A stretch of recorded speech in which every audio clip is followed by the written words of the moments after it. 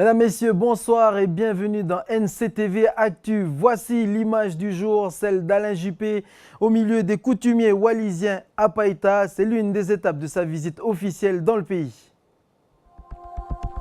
Quelques heures avant, Alain Juppé s'est rendu à la place des Cocotiers pour l'hommage rendu aux victimes de l'attentat de Nice. Nous lui avons demandé s'il pensait toujours que cet attentat aurait pu être évité. La réponse dans quelques instants.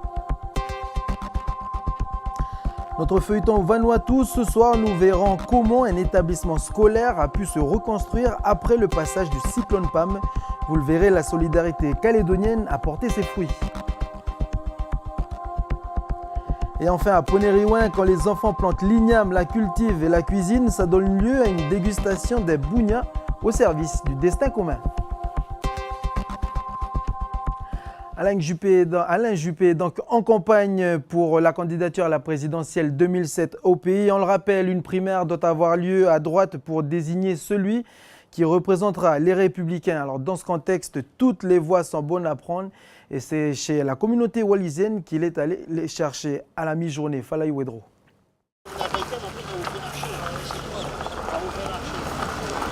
C'est presque discrètement qu'Alain Juppé a fait son entrée ici au Faléfono.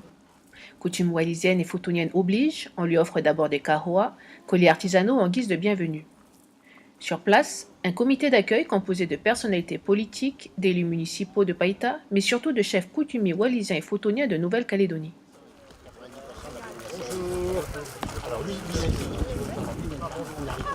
On est des républicains, la plupart des Wallisiens foutoniens qui vivent en Calédonie. Et c'est une fierté pour nous d'accueillir M. Juppé dans notre Faléfono. Wallis et Futuna est une partie de la France d'outre-mer et je suis très attaché à cette France d'outre-mer dans sa diversité. Et donc il est nécessaire que l'État puisse manifester son soutien à cette population qui malheureusement est en décroissance, faute d'emploi. Donc il va falloir que nous travaillions au développement économique de cette partie du territoire national. Après les différents discours de bienvenue, les convives se mettent à table. Mais pour respecter la tradition, il faut d'abord bénir le repas en chantant.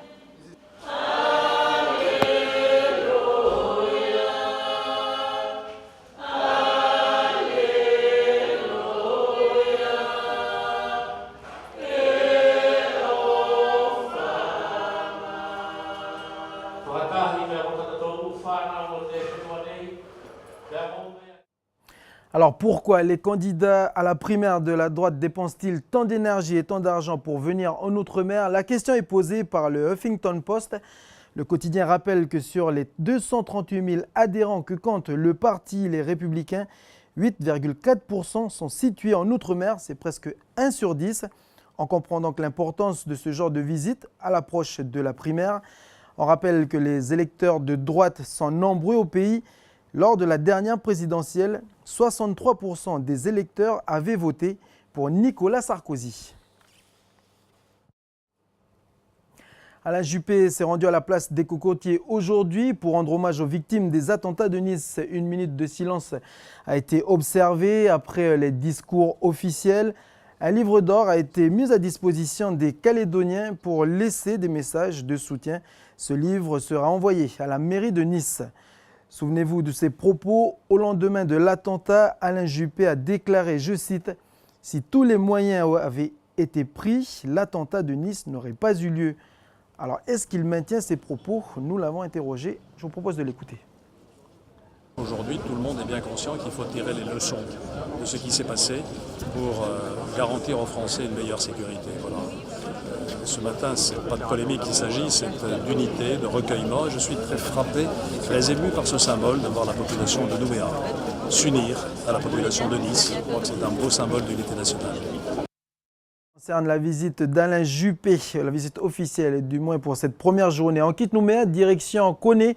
L'USTKE de nouveau à l'entrée de l'hôtel de la province, un mois et demi après avoir obtenu l'embauche de 2 employés à la base nautique de Fouet et à la maison de la femme à Vaud.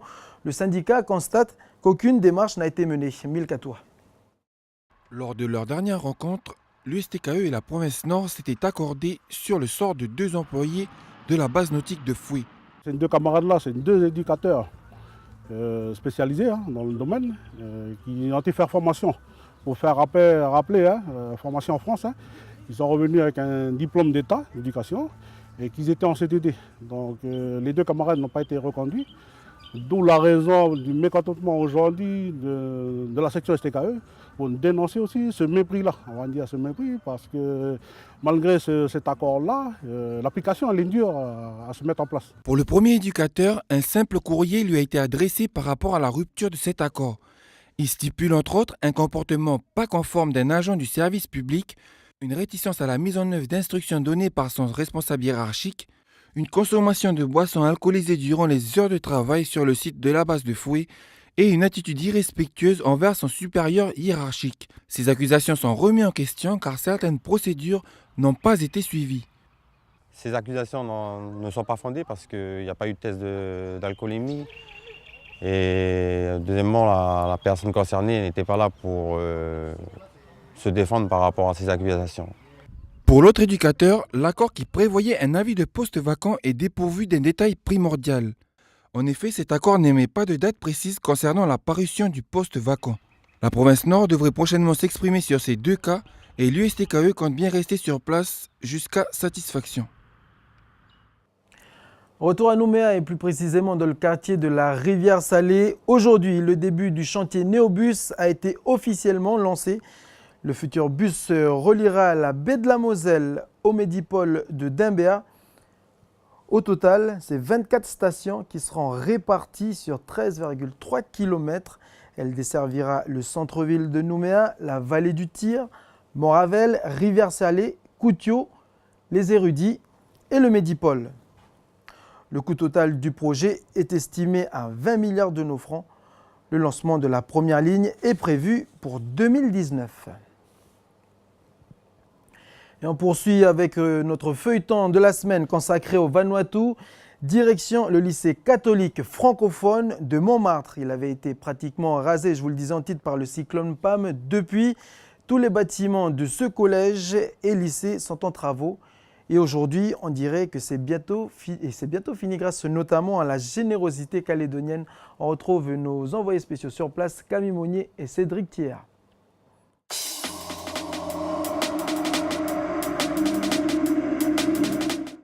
C'est enfin les derniers coups de pinceau. Les travaux du dortoir des filles du collège de Montmartre ont commencé en février dernier.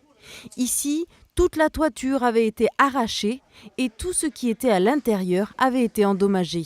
Petit à petit, on débarrasse un peu de ce matériel-là. Voilà. Simon, le principal, est aujourd'hui en visite de chantier.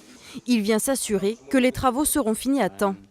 Donc pour le moment, il travaille sur cette finition. En même temps, il projette aussi à rénover le séchoir des filles et les blocs sanitaires des filles, qui vont terminer probablement à la fin juillet. Depuis Pam, cet établissement scolaire est en chantier permanent. Le dortoir n'est pas le seul bâtiment à avoir été détruit par le cyclone. Situé sur un plateau dans les hauteurs de Port-Vila, la capitale, toutes les salles ont été pleinement exposées à la violence des vents de cette tempête de catégorie 5 sur 5. Ça a été un grand choc pour les élèves, surtout pour les salles de classe qui ont été endommagées, parce qu'ils se sont installés en dessous les tentes. C'était pas bon à voir parce qu'il y avait du pluie aussi. Et en dessous les tentes, c'était pas les meilleurs moyens pour éduquer les élèves.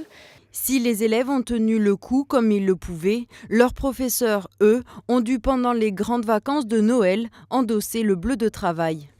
Ces 2 salles de classe, en fait, c'était l'ancienne bibliothèque. Alors là, on a séparé en fait au milieu, voilà ce qu'on a fait. Et puis vous voyez les vitres, en fait, on a refait les vitres. Okay. On a fixé les tableaux, le panneau d'affichage aussi, on a refait tout ça. Et puis on a passé la peinture aussi pendant les vacances. Ça nous a pris à peu près 2 mois. 68 millions pour remettre tout cela sur pied. Aide de particuliers, d'associations ou encore de dons venus du Vanuatu, mais pas seulement. Plus de la moitié du financement provient de la Nouvelle-Calédonie. La province sud et la direction de l'enseignement catholique a pris en charge le dortoir et la province nord, ce laboratoire. Nous sommes dans l'ancien atelier industriel du collège où les élèves avaient leur cours de menuiserie. Ici, on se rend bien compte de l'impact du cyclone Pam. Tout a été emporté, la toiture, les murs, les tables, même la machine à bois qui était fixée au sol. C'est l'unique bâtiment qui doit être entièrement reconstruit. Les travaux doivent être financés par une entreprise locale. Ils devraient commencer d'ici la fin de l'année. Le Vanuatu mis à l'honneur à Pointe-Bout au lycée agricole avec la première exposition d'Étienne Rousselot, un psychiatre passionné de peinture. Son exposition est visible dans le hall du lycée. Il s'est inspiré d'un artiste vanuatais, Aloy Pilioko. Une exposition qui se tiendra jusqu'à la fin du mois de juillet.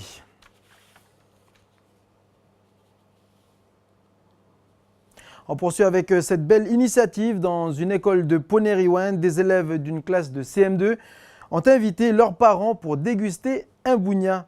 Un bougna à préparer avec des ignames que les élèves ont eux-mêmes plantés puis cultivés. Vous allez le voir, cultiver son jardin permet aussi de tisser des liens entre toutes les communautés. On regarde ce reportage signé Aurélie Chiron. Il est comment? Cléa est impatiente de savoir ce que pensent ses parents. Toute la matinée avec ses camarades de classe, elle a préparé ce bougna. À l'intérieur, il y a son igname qu'elle a planté et récolté dans le cadre de son projet pédagogique Ignam Yombe. Aujourd'hui, c'est le grand jour pour la dégustation. Georges a lui aussi invité sa maman. Ben oui, c'est bon, c'est très bon, c'est bien cuit. Pour les parents, ce type de projet est un pas vers le vivre ensemble. Je pense que tout commence par l'école et c'est comme ça qu'ils apprennent plein de choses, qu'ils apprennent à vivre ensemble. Ils l'ont démontré à travers la culture de l'igname, à travers notre identité qui est l'igname. Que l'igname se partage non pas seulement à nous en tant qu'hommes du pays, mais aussi elle se partage avec les autres, avec tous ceux. Tout à l'heure, j'ai partagé le bougna avec des amis qui sont là avec nous. Pour ces enfants de CM2, l'aventure a commencé en octobre 2015 à la mise en terre des plants d'igname. 9 mois plus tard, le temps est venu de procéder à la récolte. Si pour la majorité des élèves de la classe, la culture de l'igname est identitaire, pour Cléa, fille de gendarme, c'est une totale découverte. Ça y est, j'ai déterré mon igname et il y en a 3. Je suis très contente du résultat. Elle repart comme ça. Mais toi, je t'ai tout cassé. Elle repart en dessous là-bas? Oui, on fait comme... Il aura fallu 1 heure aux enfants pour sortir cette igname anguille de terre. La spécificité de la variété est qu'elle aille dans tous les sens. Selon Eugénie, leur maîtresse, ce projet Ignam Yombe est complètement inscrit dans l'histoire de la commune. Sur Poneriwen, depuis des années, je pense que c'est la première commune qui fête l'igname. Et c'est un excellent moyen de valoriser le travail des enfants.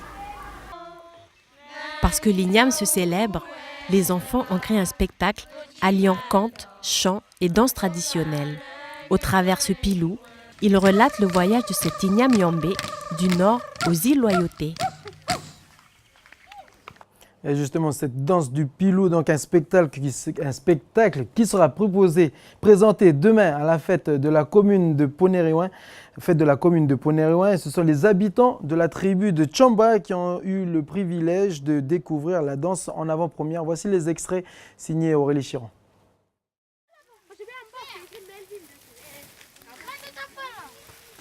Et au pire, je fais comme toi, Abby, je mets ma jupe en robe. On est à Tchamba parce qu'on suit le chemin de l'Ignam Yombe. Et cet igname est passé ici.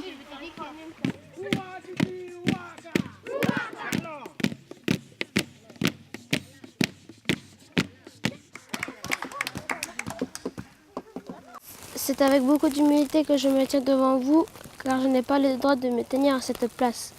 Nous allons danser le trajet de l'Ignam Yombe. Ouais.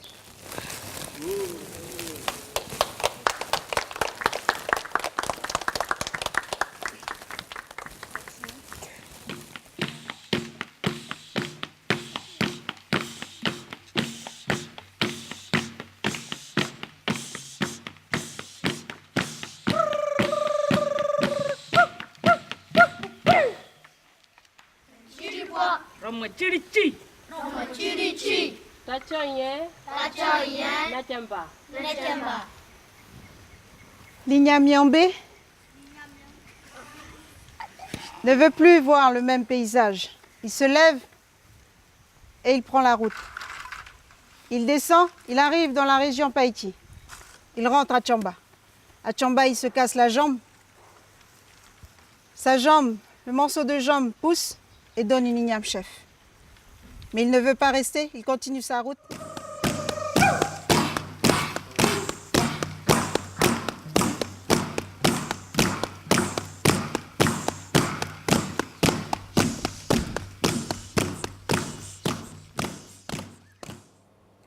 Voilà donc qui met à terme à cette édition à suivre. J'ai testé pour vous de Chloé Yentao et ce soir il sera question de cryothérapie. Après l'avoir vu, vous verrez et vous pourrez dire que le froid c'est bon pour la santé. Merci à tous, bonne soirée et à lundi.